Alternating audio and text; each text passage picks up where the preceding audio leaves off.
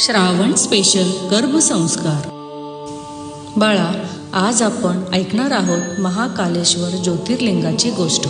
हे ज्योतिर्लिंग उज्जैन शहरात आहे आणि त्याला मृत्यूलोकाचा स्वामी म्हणजेच मृत्यूलाही सामर्थ्याने परावृत्त करणारा शिव असं मानलं जातं.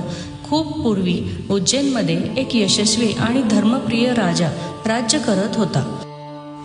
त्या राज्यात एकदा तीव्र आणि दुष्ट राक्षसांचा उपद्रव सुरू झाला. तो लोकांना त्रास देत होता, यज्ञ तपश्चर्या बंद करत होता आणि धार्मिक जीवनाचा नाश करत होता. राजा खूप चिंतेत होता. त्याने आणि ब्राह्मणांनी शिवाची प्रार्थना सुरू केली. त्यांनी शिवाच्या कृपेसाठी तप केलं, खूप श्रद्धेने आणि निष्ठेने. शेवटी भगवान शंकर स्वतः प्रकट झाले आणि त्या दुष्ट राक्षसाचा नाश केला. त्यावेळी ते महाकाल म्हणजेच काळालाही नियंत्रित करणारे शिव म्हणून ओळखले गेले. तिथेच त्यांनी स्वतःच्या इच्छेने ज्योतिर्लिंग रूपात वास करण्याचा निर्णय घेतला आणि तेच हे महाकालेश्वर ज्योतिर्लिंग.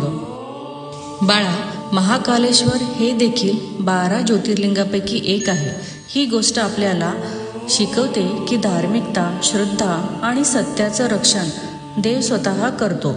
शिव आपल्या भक्तांच्या रक्षणासाठी मृत्यूलाही थांबवतो. इतकी महान आहे त्याची कृपा. बाळा, या गोष्टीतून आपण काय शिकू शकतो? धैर्य, श्रद्धा, सत्यावर विश्वास ठेवला की कोणतीही अडचण पार करता येते. आपल्यात देवाचेच तेज आहे, त्यावर विश्वास ठेव. चल, आपण देवाचे ध्यान करू. ओम नमः शिवाय, ओम नमः शिवाय.